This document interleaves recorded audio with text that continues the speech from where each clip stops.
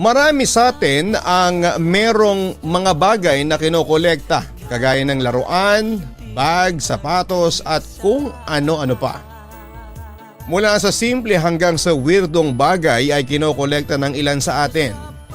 Tunay ngang nakapagbibigay ng kakaibang kasiyahan sa atin kapag meron tayong naidadagdag sa ating koleksyon. Ngunit, ano ang iyong gagawin kung may mga bagay na iyong kinokolekta ang magdadala ng kababalaghan sa inyong buhay? Paano kung eto pala ang magpapahamak hindi lang sa iyo, kundi maging ang tao na sa iyo ay nakapaligid? Dear Papa Dudut, good day po sa inyo at sa lahat ng mga nakikinig sa inyong programa sa YouTube. Bago pa lamang po ako nakikinig sa inyo pero nagustuhan ko na kaagad ang mga kwento na inyong mga binabasa. Lalo na kapag horror stories. Ako nga pala si Emily. Ako po ay 22 years old at kasalukuyan ay wala po akong trabaho. Isa po ako sa mga nawala ng work noong magkaroon ng pandemic. Kaya para hindi masyadong pabigat sa amin ay tumutulong na lamang ako sa nanay ko sa paggawa ng kurtina, punda ng unan at maging sa bedsheet. Mahusay kasi siyang mananahe ang aking nanay, Papa Dudut. At sa tatlo niyang anak ay ako ang nakamana ng hilig niya sa pananhe. Ang patahian po niya ay nasa tabi lamang ng aming lumang bahay. Malit lamang ang pwesto niya at sapat lamang yon para sa mga kagamitan niya sa pagtatahi. Ang bahay kung saan kami nakatira ay bahay pa ng nanay ng aking lola. Kaya luma na talaga pero may kalakihan. Parang bahay siya dati noong panahon ng mga Kastila. Masasabi kong matibay ang aming bahay dahil ilang bagyo nang dumating ay hindi yon nagigiba. Kasama kong nakatira doon ang aking mga magulang, ang aking panganay na kapatid na babae na may isang anak na 4 years old, ang bunso kong kapatid na babae na senior high at ang lola ko na 82 years old na. Ngunit hindi tungkol sa bahay ang aking isishare na kwento, Papa Dudut. Tungkol yon sa aking koleksyon na mga manika.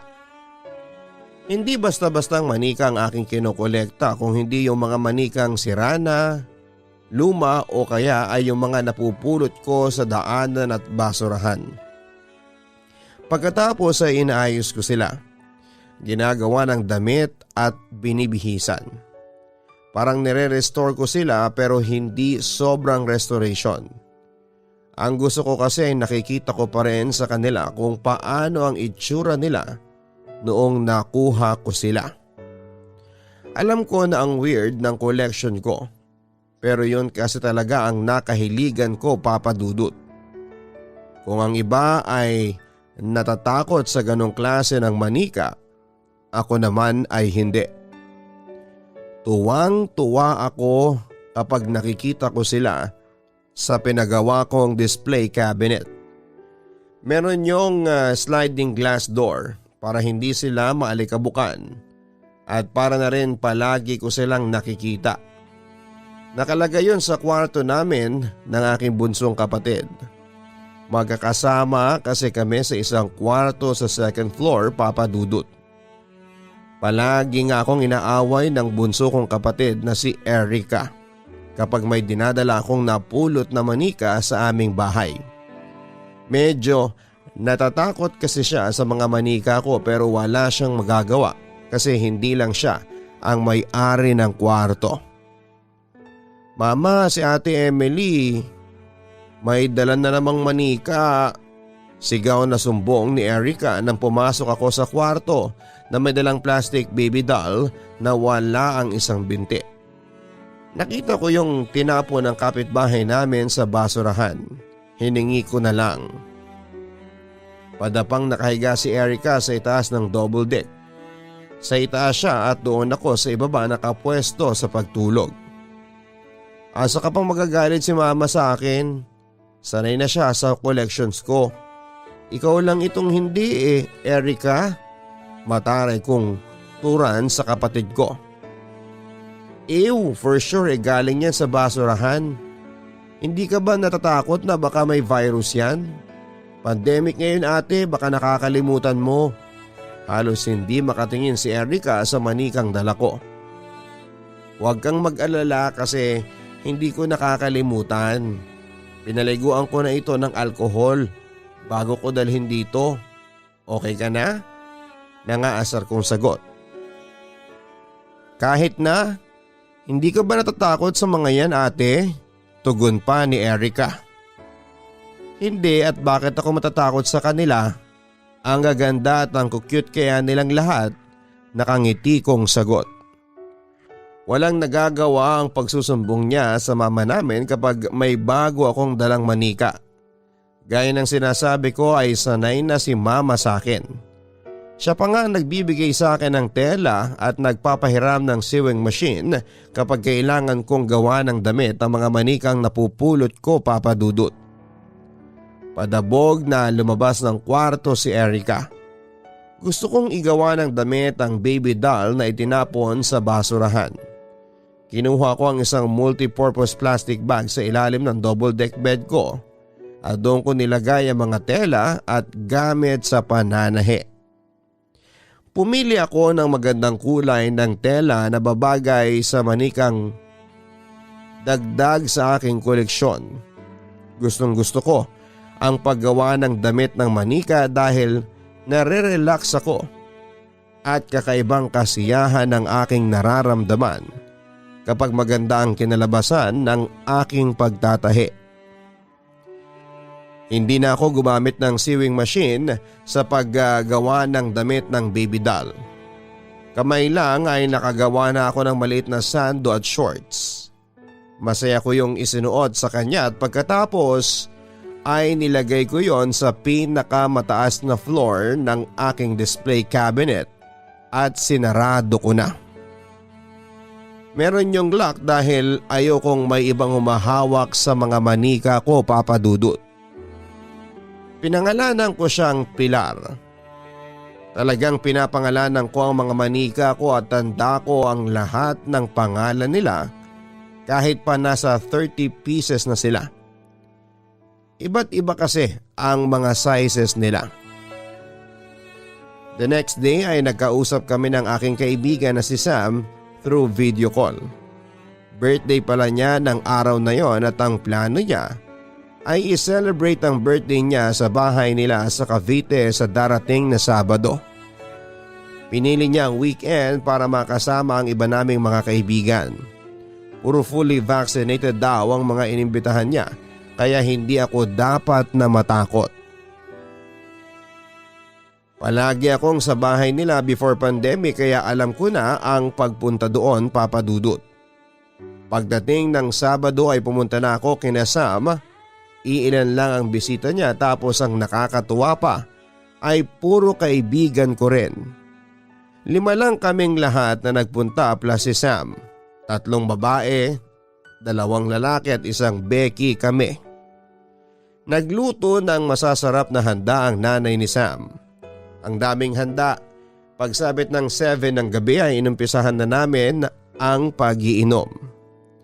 Bilang pagsunod sa protocol ay sa loob ng bahay kami uminom kahit namimiss na namin ang pag-inom ng alak sa labas ng bahay ni Sam. Malawak kasi ang kalsada nila doon. Dahil sa noon lang ulit kami nakita-kita ay bumaha ang kwento at alak. 11:00 na ng gabi pero hindi pa rin kami tapos. Medyo nagiging malakas na ang pagsasalita ng ilan sa amin dahil nga sa kalasingan. Lingid sa kaalaman ng lahat ay kanina pa akong napapatingin sa labas ng bahay ni Sam. Nakabukas kasi ang pinto nila. Tinitingnan ko kasi yung maliit na bahay sa tapat. Simula kanina ay hindi ko nakitang may nagbukas ng ilaw doon. At hindi ko rin alam kung bakit hinihila ng bahay na yon ang aking mga mata. May nakatira ba dun sa bahay sa tapat ninyo, Sam? Inuso ko ang bahay at napatingin silang lahat sa akin. Nagulat sa tanong kong malayo sa topic. Wala, bakit? Sagot at tanong ni Sam. Napansin ko kasi na walang ilaw, tapos parang kinikilabutan ako kapag tinitingnan ko. Tugon ko. Ayan, sige, umpisahan nyo ng kwentuhan ng katatakutan at tutulugan ko kayo, ang wika pa ni Faye na matatakutin sa aming grupo. Hindi pinansin ni Sam si Faye. Napansin ko na bigla siyang naging seryoso. Hindi ako nagtataka kung bakit ka kinikilabutan. Alam mo ba na pinaghihinalaan na mangkukulam ang nakatira sa bahay na yan? Umalis na siya dyan. Siguro ay mahigit 1 taon nang walang nakatira dyan. Pagkukwento pa ni Sam. Puntahan natin. Wala na palang nakatira ng matagal eh. Suggestion naman ni Leo. Tumigil ka nga, Leo. Kung ano-anong mga iniisip mo eh. Ang tutol pa ni Faye. Game ako. Magvi-video ako at baka may ma-video akong multo. Baka eto na ang chance na mag-viral sa TikTok. Tili naman ni Brian, ang kaibigan namin na Becky. Bahala kayo sa buhay ninyo. Hindi ako sasama sa inyo. Dito lang ako, ang tutol pa ni Faye. Di wag kang sumama, KJ, ang biro naman ni Brian. Tanging si Faye lang ang tutol sa pagpasok namin sa bahay sa kabila, Papa Dudut. Naiwan siya kasama ng isa naming kaibigan lalaki na may gusto kay Faye. Kaya 4 na lamang kaming naglakad papunta sa abandonadong bahay. Hindi ko alam kung ano ang sumapi sa amin ng gabing yon at naisipan naming mag-trespassing sa isang bahay. Siguro dahil sa medyo lasing na kami kaya ang lakas na ng loob namin na gawin yon, Papa Dudut. Walang bakod ang bahay kaya madali kaming nakapasok sa bakuran. Gawa sa semento ang dingding ng bahay. Nakalakang pinto sa harapan pero may nakabukas na bintana sa gilid at yon ang dinaanan namin papasok. Madilim kaya ginamit namin ang flashlight ng kanya-kanyang cellphone. May isang kwarto at banyo. Meron pang mga lamesa at mga upuan. Kakaiba rin ang amoy ng loob ng bahay. Parang amoy insenso at kandila. Nakapagtataka na magkaroon ng ganong amoy dahil base sa kwento ni Sam ay matagal nang walang nakatira doon. Guys, sinasayang lang natin ang oras natin dito. Wala namang multo eh. Nakaka-disappoint. Sayang lang ang pagvi-video ko. Wala naman akong nakukunan na multo. Reklamo pa ni Brian. Siya ang naunang lumabas kaya naiwan kaming 3 roon, nina Sam at ni Leo. Wala naman kasi talagang kababalaghan dito. Chismis lang na mangkukulam yung nakatira dito before. Gusto ko lang talaga kayong takutin. Natatawang pag-amin ni Sam. Buisit ka talaga, Sam. Umaasa ako na may magpapakita sa ating multo o aswang dito. Ang tawa pa ni Leo. Ang dali nyo kasing maniwala. Ang hirit pa ni Sam.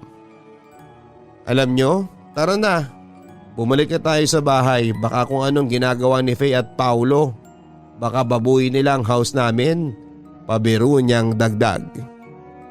Kung silang lahat ay walang kakaibang nararamdaman sa bahay na yon, ako ay meron, Papa Dudut. Hindi ko sinasabi sa kanila pero hindi nawawala ang pagtaas ng balahibo ng aking braso. Ang lamig-lamig ng aking pakiramdam. Tapos kanina ko pang gustong pumasok sa nag-iisang kwarto. Paalis na sila Sam at Leo pero ako ay nagpunta pa sa kwarto. Inilawan ko ang bawat sulok at may isang maliit na higaan na walang kutsyon o kahit na ano. Tinignan ko ang ilalim ng kama at may nakita akong isang bagay na hindi ko malaman kung ano. Nahihilo na kasi ako ng oras na yon, Papa Dudut. Aabutin ko na sana ang bagay sa ilalim ng kama pero dumating naman sina Sam at Leo. Emily, anong ginagawa mo dyan? At nakatuwad ka pa. Tara na, bumalik na tayo sa bahay. Ang yakag ni Sam sa akin. Sandali lang, may nakita kasi ako sa ilalim ng kama, ang sabi ko. Baliw ka, huwag kang nangunguha ng gamit dito, natatawa niyang tugon. Tumayo na ako at sumama sa kanila sa pag-alis sa abandonadong bahay na yon. At ipinagpatuloy na namin ang pag-ubos ng natitirang alak sa bahay ni na Sam. Madaling araw na kaming natapos at doon na rin kami natulog lahat. Tanghali na nang magising ako at umuwi na pala ang lahat ng bisita ni Sam. Nagkape lamang ako at umuwi na rin ako, Papa Dudut. Medyo nahihilo pa ako nang makarating sa bahay. Sumuka pa nga ako sa banyo at napagalitan ako ng lola ko. Panay daw ako ng inom kahit noon lang ulit ako nag-inom. Ganon kasi talaga si Lola Auring. Medyo ulyanin na at kung minsan ay kung ano-ano ang mga sinasabi. Umakyat na ako sa kwarto sa itaas. Pagkasabit ko ng dala kong tuti bag sa likod ng pinto ay naramdaman kong susuka ulit ako. Kaya tumakbo ako pababa papunta sa banyo. Habang nagtatawag ako ng uwak ay narinig ko ang boses ni Erica sa likuran ko. Ate, pahiram ako ng charger mo ng phone ha? Ayaw gumana nung sa akin eh. Aniya. Nasa tuti bag ko sa likod ng pinto, nangihina kong sagot. Parang pati yata bituka ko ay isusuka ko na, Papa Dudut. Thank you ate. Pagkapasalamat ni Erica at tumakbo na siya papunta sa kwarto naming dalawa. Sa wakas naman ay nakaramdam akong okay na ako. Kaya umakyat na ako papunta sa itaas. Nasa gitna na ako ng hagdanan nang biglang umalingaw-ngawang malakas na pagsigaw ni Erica. Kasunod noon ay nakita ko siyang nagtatakbo pababa ng hagdanan. Muntik pa nga akong mahulog dahil nabangga niya ako. Buti at nakakapit ako sa gilid. Sa ibaba ay sinalubong si Erica ni Mama. Takot na umiiyak si Erica. Anong nangyari sa'yo? Atakihin ako sa'yo sa pusong bata ka eh. Bulyaw ni Mama kay Erica. Kahit siya ay nagtataka kung bakit nagkaganon si Erica. Mama, si Ate Emily kasi tinatakot niya ako. Iyak ni Erica. Hoy, anong tinatakot ka dyan? Nag-iinarte lang yan. Wala akong ginagawa sa kanya. Paakyat pa nga lang ako sa itaas eh, katwiran ko. Huwag ka nang gagamit ng charger ko kung ganyan ka rin Erica ha. May inis kong dugtong. Mapapagalitan pa ako nang wala sa oras sa iyo eh. May nakakatakot na manika sa bag mo. Nilagay mo yon doon para pagkuha ko ng charger mo ay makikita ko yung manika. Ako sa pa ni Erica. Mama, hindi talaga. Walang manika sa bag ko. Giit ko. Meron, nakakatakot pa nga eh. Iiyak ba ako ng ganito kung wala? Sagot pa ni Erica. Hindi agad ako nakapagsalita sa sinabing yon ng kapatid ko, Papa Dudut. Wala akong alam na meron akong manika sa bag na dinala galing kina Sam. Kaya ang una kong naisip ay pinagtitripan ako ni Erica para mapagalitan ako ni Mama. Papa Dudut, ang akala ko ay nagbibiro lang si Erica pero nang tingnan ko ang tuti bag na dala ko kina Sam ay nagulat ako. Dahil sa nakita kong isang manika na ang haba ay 2.5 dangkal ng kamay ko. Malikabok ang mukha at damit niya na may kaunting agiw. Gawa siya sa makapal na uri ng plastik at medyo realistic ang mukha niya, lalo na ang mga mata niya. Kulay itim ang buhok niya na kulot at hanggang bewang niya. Ang damit niya ay velvet dress na itim na sa laylayan ay may puting ruffles. Pinakagusto kong parte ng manika ay ang mata niya. Totoong-totoo kasi ang mga iyon. Parang sinusundan niya ako ng tingin palagi. Kung si Erica ay nagsisigaw sa takot, Ako naman ay napasigaw sa sobrang tuwa dahil may madadagdag ulit sa aking koleksyon. Pero ang pinagtataka ko ay kung paano yon napunta sa aking bag at wala rin naman akong natatandaan na meron akong napulot na manika kagabi. Doon ko ulit naisip yung bahay, Papa Dudut. Meron nga pala akong kinuha sa ilalim ng higaan sa bahay na pinuntahan namin. Baka yon ang manika at sa sobrang kalasingan ko ay hindi ko na matandaan na nakuha ko pala yon at naisilid sa aking bag.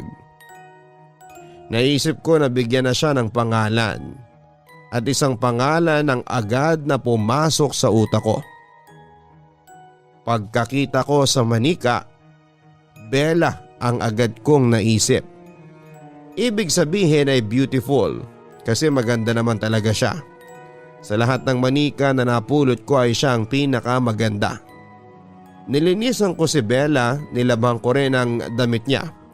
Ipagtatahi ko sana siya ng bagong damit pero nang i-check ko ang damit niya ay walang sira kaya yun na lamang ang ipinasuot ko sa kanya bago ko siya ilagay sa aking display cabinet. Sa pinakagitna ko siya nilagay dahil para sa akin ay siyang espesyal sa lahat ng manika na naroroon, Papa Dudut. As usual ay inis na naman si Erica sa bagong manika na nakalagay sa aking display cabinet. Kitang-kita niya kasi ang cabinet kasi nasa itaas siya ng double deck. Pero iba ang inis niya kay Bella. May kasamang takot. Kaya bago kami matulog ng gabing yon ay nagtalo pa kami. Ate naman, pwede bang itapon mo na yung Bella na yan? Nakakatakot tumingin eh. Reklamo pa ni Erica. Anong nakakatakot tumingin? Hindi naman niya nakakakita. Saka ang ganda niya kaya. Palibasa hindi ka marunong maka-appreciate ng magagandang bagay. Sagot ko sa kanya. Ang pangit kaya ng Bella mo. Panlalait ni Erica. Sasabihin ko kay mama na itapon yan bukas kapag wala ka. May pagbabanta pa niyang dugtong.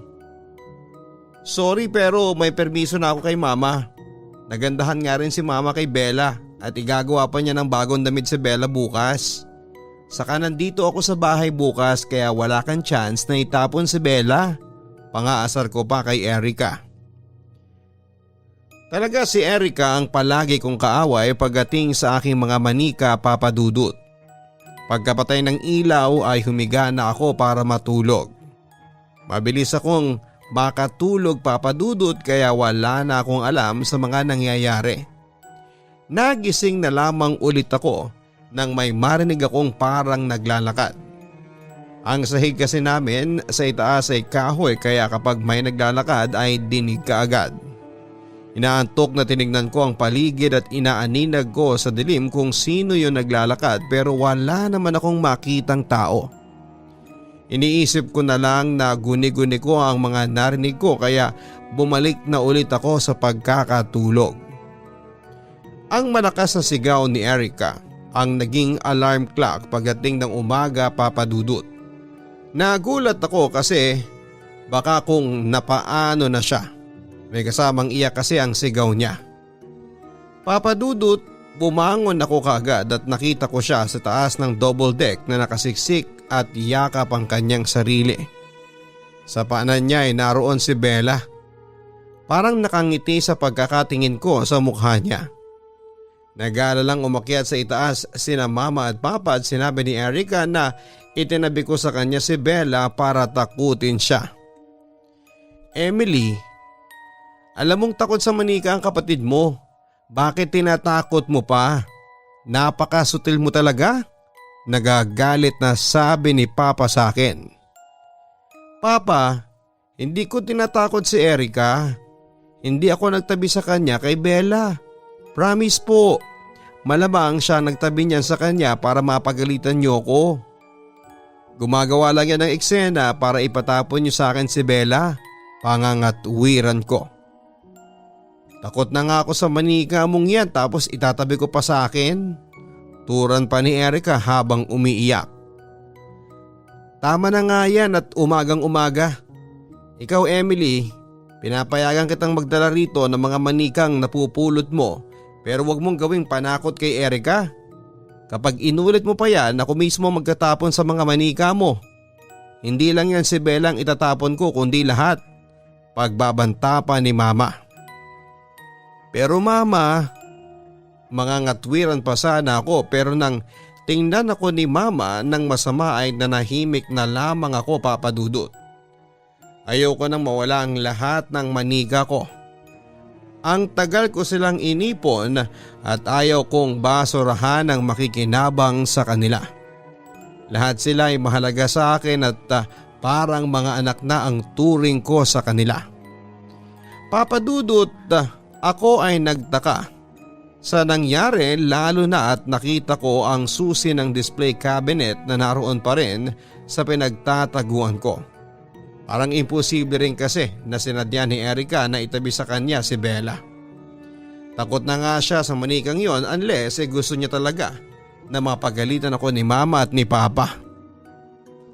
Ang pangyayaring yon ay nakalimutan na rin namin pagkalipas ng ilang araw. Pero hindi pa pala yon ang huling beses na mangyayari yon, Papa Dudut, na hindi may paliwanag sa aming bahay simula nang dalhin ko roon si Bella. Simula nang nasa bahay si Bella ay palagi akong nagigising ng madaling araw. Karaniwan ay 2:00 hanggang 3:00, Papa Dudut. Tapos may pakiramdam ako na may nakatingin sa akin kahit na wala naman. Minsan ay parang may biglang tatakbo ng mabilis kahit mag-isa lamang ako sa kwarto. Bigla rin nagkakaroon ng mataas na lagnat si Erica. Akala nga namin noon ay meron siyang COVID pero nang magpa-swab test kaming lahat ay walang nag-positive. Mabuti na lang at gumaling din kaagad si Erica kaya nawala na ang aming pag-aalala. Meron ding insidente na biglang magigising si Erica tuwing gabi. Umiiyak siya at napapanaginipan daw niya si Bella at nagsasalita raw ito. Inamin daw ni Bella na ito ang nagbigay ng lagnat kay Erica dahil gusto kasi ni Erica na ipatapon si Bella. Hindi ako sigurado kung totoo ba ang sinabi ni Erica o gumagawa lang siya ng kwento para magkaroon ng dahilan sina Mama at Papa upang idispatcha ko si Bella. Nagsimula na ring mawala ang mga gamit namin kagaya ng charger, cellphone at iba pang personal na gamit na dating hindi naman nangyayari. Isang gabi ay nanonood kami sa salas ng isang series. Lahat kami ay naroon nang biglang may narinig kaming humagighik sa itaas. Yung tawa ng isang matandang babae na nagboboses bata. Ganon ang klase ng hagighik ang aming narinig. Alam ko na hindi lang ako ang nakarinig noon dahil pati sina Mama at Papa ay napatingin sa amin. Ibig sabihin ay narinig din nila, Papa Dudut. Ikaw ba yun, Inay? Yung tumatawa? Umamin ka? Tanong ni Papa kay Lola. Aba, ako ay huwag niyong pinagbibintangan, tahimik ako rito. Mga bingi ba kayo? Sa itaas nagmula yung tawa at hindi rito sa ibaba. Naiiritang tanggi naman ni Lola. Ganon talagang magsalita ang lola namin, Papa Dudut. Akala mo ay palaging may kaaway. Papa, hindi si Lola yon. Sa itaas nga nang gagaling eh. Pagsang-ayon ng panganay naming kapatid sa sinabi ni Lola habang nakakandong sa kanya ang anak niya. Ang akala tuloy namin ay may nakapasok na ibang tao sa bahay. Kaya umakyat si Papa para tignan kung sino ang humahagikik sa itaas. Pero wala siyang nakitang tao sa lahat ng kwarto namin sa itaas. Walang senyales na may ibang naroon kaya naging palaisipan sa aming lahat kung sino ang humahagikik na iyon. Kinabukasan ay binigay na sa akin ni Mama ang tinahin niyang damit para kay Bella. Dalawang ginawa ni Mama. Isang kulay pink na hawig sa damit ng Victorian doll. Nagandahan ako sa ginawang damit ni Mama kaya pinalitan ko ang damit ni Bella. Mas lalo siyang gumanda kasi bagay na bagay sa kanya ang tinahing damit ni Mama. Pero nang sumunod na araw ay napansin ko na nagkaroon ng itim naman siya ang bagong damit ni Bella. Parang pinunasan ng uling. Sa bandang gitna yon kaya naman kitang kita yon. Chinek ko ang display cabinet at baka may maduming bahagi na hindi ko napapansin pero wala naman. Napilitan tuloy akong ibalik ang original na damit ni Bella. Tapos nang nilabang ko ang damit ay ayaw matanggal ng itim na mantsa. Nakakapanghinayang ba na itinabi ko na lamang ang ginawang damit ni Mama para kay Bella. Ang mga ganong pangyayari sa manikang si Bella ay hindi ko binibigyan ng ibang kahulugan, Papa Dudut. Para kasi sa akin ay normal lang ang ganon. Ngunit habang tumatagal sa akin si Bella ay mas tumitindi ang kababalaghan na aming nai-experience na naging dahilan para magduda ako sa manikang nakuha ko sa abandonadong bahay. Isang tanghali ay nagulat ako nang hindi ko makita si Bella sa display cabinet. Kinabahan ako kasi baka itinapon siya ni Erica. Sa mga nakalipas na araw kasi ay palagi niyang sinasabi kay Mama na itapon na si Bella dahil nakikita nitong gumagalaw ang manika at palaging nakatingin sa kanya. Tinatawanan lang siya ni Mama, masyado raw malakas ang imagination ni Erica. Hinanap ko muna sa kwarto si Bella at baka kung saan ko nailagay at hindi ko lang maalala pero hindi ko siya nakita. Doon na ako buwaba at tinanong isa-isa kung nakita nila si Bella. Hindi ko alam ang naging sagot ng lahat. Naiiyak na ako at pinagbibintangan ko na si Erica. Katwira naman ni Erica ay hindi na nga niya kayang tignan si Bella dahil sa takot ang hawakan pa kaya yon. Hanggang sa lumabas si Lola sa kwarto niya. Siya lang ang may kwarto sa ibaba dahil sa hindi na niya kayang umakyat pa sa itaas. May kataasan kasi ang hagdanan at sumuko na ang tuhod ni Lola. Lahat kami ay nagulat dahil dala ni Lola si Bella. Siyang nag-abot noon sa akin. Nang hinahanap ninyo, ayaw na raw niya makipag-usap sa akin. Ang sabi ni Lola na ipinagtaka naming lahat. Sinong nagbigay sa inyo yan, Inay? Tanong pa ni Papa. Narinig ko siya na tinatawag ako sa itaas kaya inakyat ko at kinuha ko. Naiinip raw siya roon at gustong nang makakausap. Tawang-tawang sagot pa ni Lola. Imposible ang sinasabing yon ni Lola, Papa Dudut. Hindi na niya kayang umakyat sa hagdanan, ilang taon na siyang hindi nakakapunta ng mag-isa sa itaas. Nakakapunta lamang siya roon kung bubuhatin ni Papa.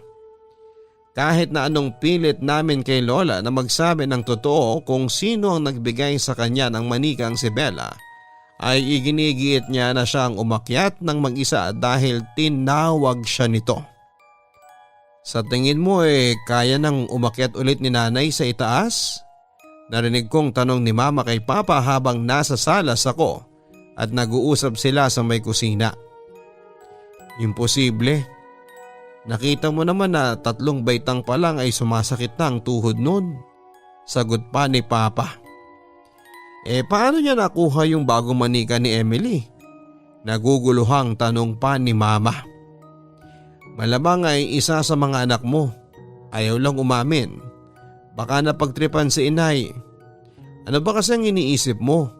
Totoong umakyat si Inay sa itaas o yung manikang naglakad pababa? Tumawa na si Papa sa kanyang sinabi.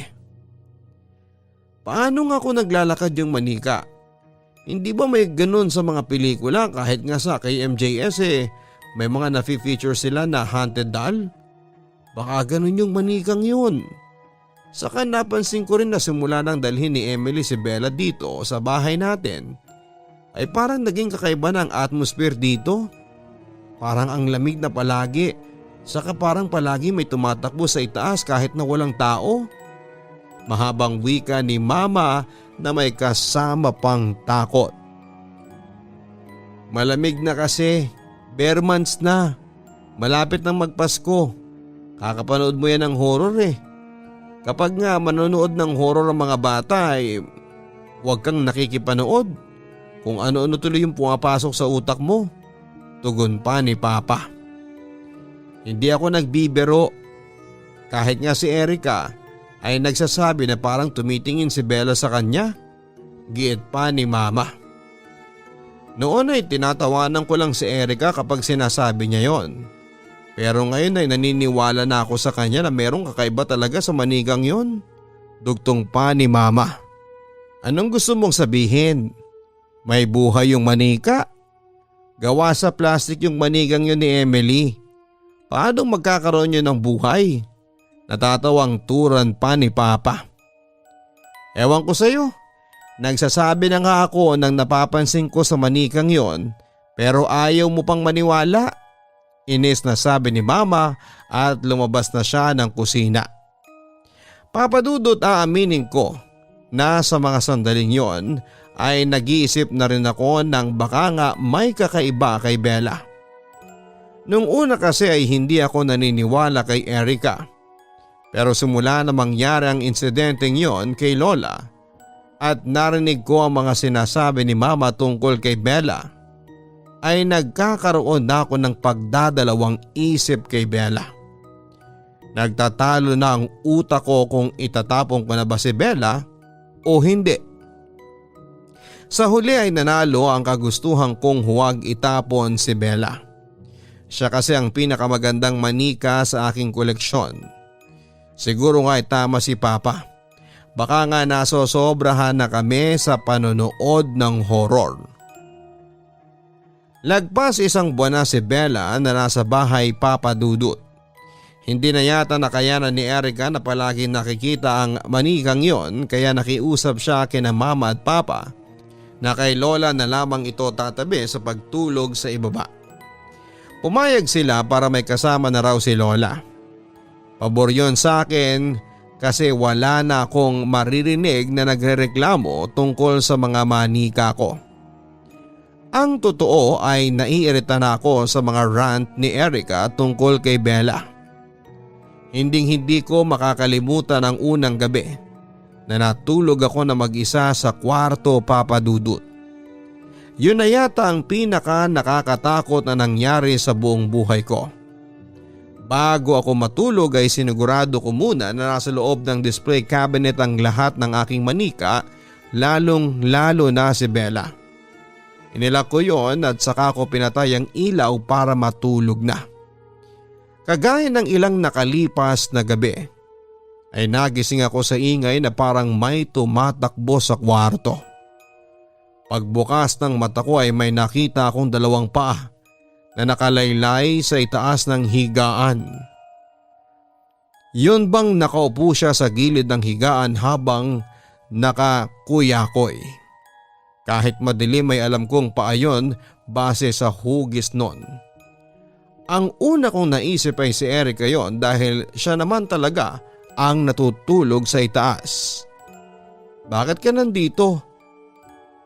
Akala ko ba kay Lola ka matutulog? Inaantok kong tanong pero hindi siya sumasagot. Lumabas ako ng kwarto at buwaba sa kusina para uminom ng tubig. Pagbalik ko sa kwarto ay nagtaka ko dahil wala si Erica sa itaas ng double deck.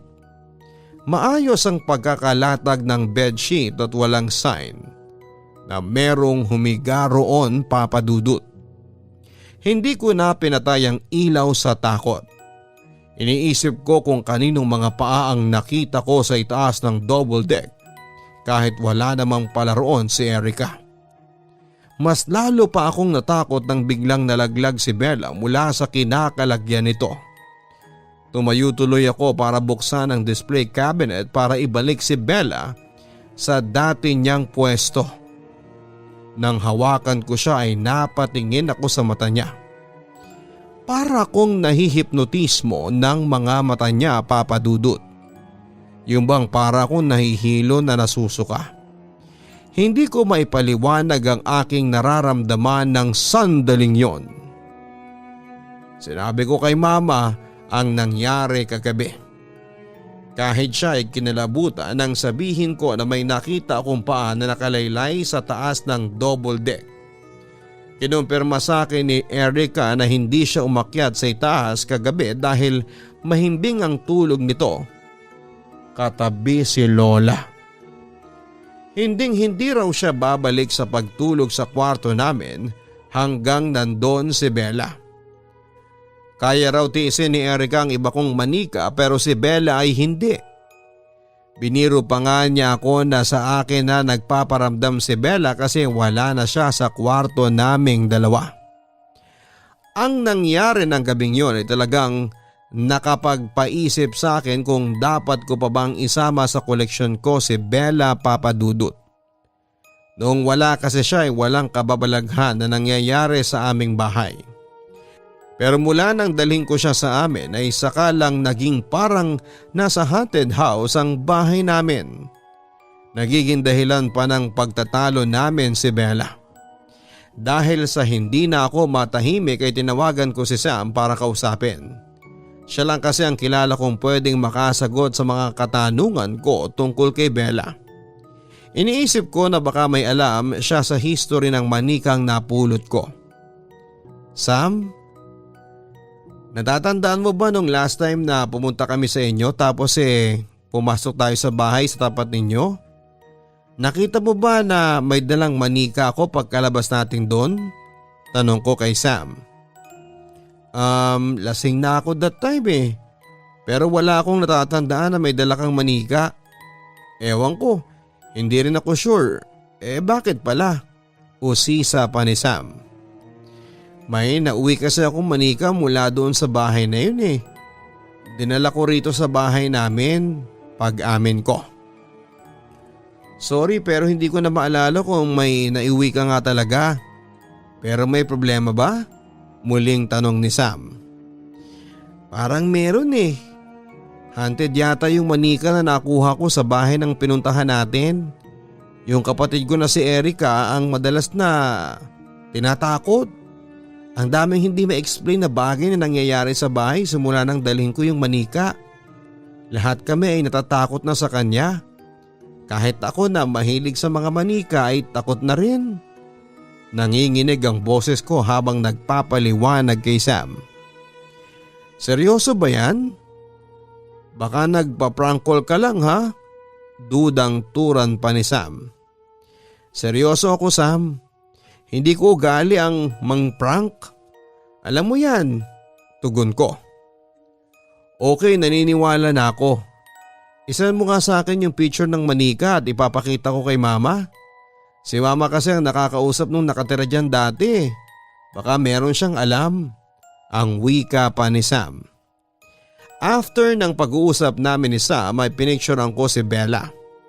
Inupo ko siya sa higaan at doon ko siya kinunan. Isinend ko kaagad kay Sam ang picture. Makalipas ang isang oras ay nag-reply siya sa chat. Ang sabi niya ay mas mabuting itapon ko na lang si Bella dahil parang may nakikita siyang kamay na nakahawak sa bandang tagiliran nito sa picture na sinend ko sa kanya. Nang tingnan ko ang picture ay meron nga Papa Dudut. Hindi ko nga lang masabi kung kamay nga talaga yon dahil parang anino lang tapos blurred pa. Pero ang hugis noon ay kamay. Ang sabi rin ng nanay ni Sam ay may hinala ang mga taga roon na mangkukulam ang dating nakatira sa bahay na pinasukan namin. Hindi na patunayan kung totoo dahil agad na umalis ang babae nang kumalat ang balitang yon na isa itong mangkukulam. Hindi naman daw naniniwala ang nanay ni Sam kaya naman kahit papaano ay nakikipag-usap ito sa babaeng yon. Kung mangkukulam raw talaga ang babae ay baka ang manikang napulot ko ang ginagamit nito sa pangkukulam kaya mas makakabuti na itapon ko na lamang. Baka raw kung ano pa ang mangyari sa amin kapag nagtagal si Bella sa aming bahay. Mabigat sa kalooban ko na i-give up si Bella, Papa Dudut. Lalo na siya ang pinakamaganda sa mga manikang meron ako.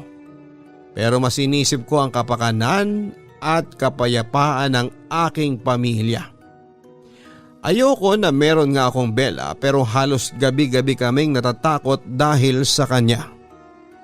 Nang araw ding yon ay itinapon ko si Bella sa aming basurahan sa labas, ngunit agad ko rin siyang kinuha dahil naisip ko na maling sa ganoon paraan ko siya pakawalan. Mas maganda siguro na ibalik ko si Bella sa lugar kung saan ko siya nakuha. Kaya habang maliwanag pa ay pumunta ako kina Sam na dala si Bella. Grabe, kahit tingnan ko lang siya ay kinikilabutan na ako. Yung mata niya parang totoo. Kaya para kanyang tinitingnan talaga. Nangingilabot na sabi ni Sam ng personal kong ipakita sa kanya si Bella. Hindi ba sabi ko sa'yo, naaawa na rin ako sa kapatid kong bunso eh. Palagi na lang natatakot dahil kay Bella. Itatapon ko na lang sana pero parang hindi tama na gano'n ang gawin ko. Dapat yata na ibalik ko siya sa bahay sa tapat ninyo kasi doon ko siya napulot. Wika ko. Sumang-ayon si Sam sa naging desisyon ko, Papa Dudut. Nagdala kami ng isang puting kandila bago kami pumasok sa abandonadong kwarto. Kahit tanghaling tapat ay malamig sa loob ng bahay na yon. Pumasok kami sa kwarto at muli kong inilagay si Bella sa ilalim ng bakanting higaan. Nagtiri kami ng kandila at nag-alay ng taimtim na dasal. Humingi ako ng paumanhin kay Bella at sa kung sino man ang nagmamay-ari sa kanya sa pakikialam ko at pagkuha sa kanya. Hiniling ko rin kay Bella na sana ay huwag na niya kaming gagambalain pa. Matapos kong maibalik si Bella sa orihinal niyang pinanggalingan ay umuwi na ako sa amin, Papa Dudut. Medyo nalungkot ako. Kasi first time na nabawasan ang koleksyon ko ng mga napulot na manika. Nasanay kasi ako na nadadagdagan sila at hindi nababawasan. Ganun pa man ay masaya na rin ako kahit papaano dahil naniniwala ako na ngayon ay wala na si Bella sa bahay ay makakatulog na ulit kaming lahat ng matiwasay tuwing gabi. Bumalik na rin si Erica sa kwarto naming dalawa at ako ay nakakatulog na nang hindi nagigising sa madaling araw dahil biglang may tumatakbo. Dahil doon ay naisip ko na tamang ibinalik ko nga si Bella sa kung saan ko siya kinuha. Ngayon ay wala na akong pinagsisisihan sa naging desisyon ko, Papa Dudut.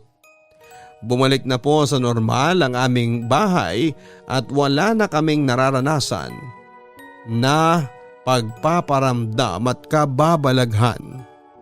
Hindi na rin muna ako namumulot ng mga manika na nakikita ko, Papa Dudut. Nagkaroon kasi ako ng trauma dahil kay Bella. Kontento na ako sa mga manikang meron ako sa ngayon.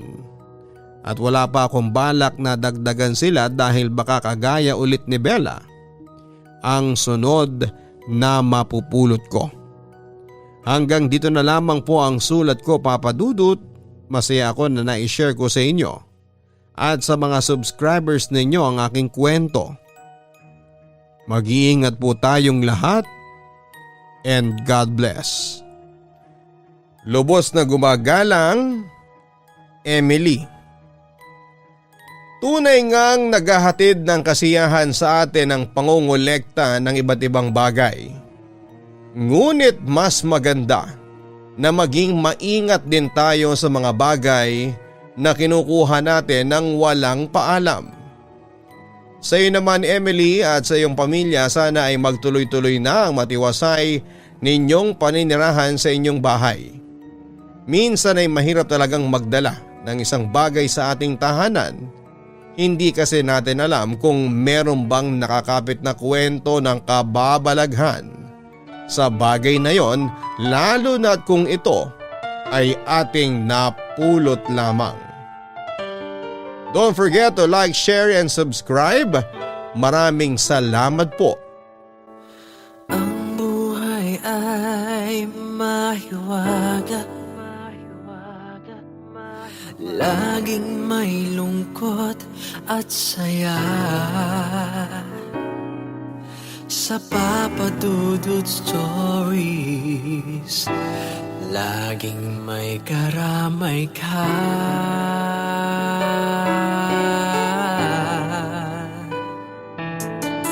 Mga problemang kaibigan, dito ay pakikinggan ka. Sa Papa Dudut Stories, kami ay iyong kasama.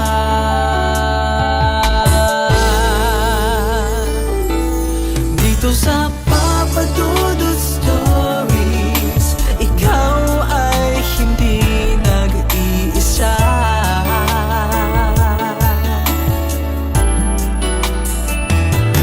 Dito sa Papa Dudut Stories, may nagmamahal sa'yo.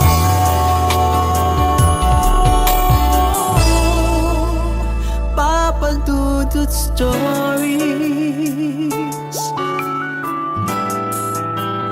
Papa Dudut Stories.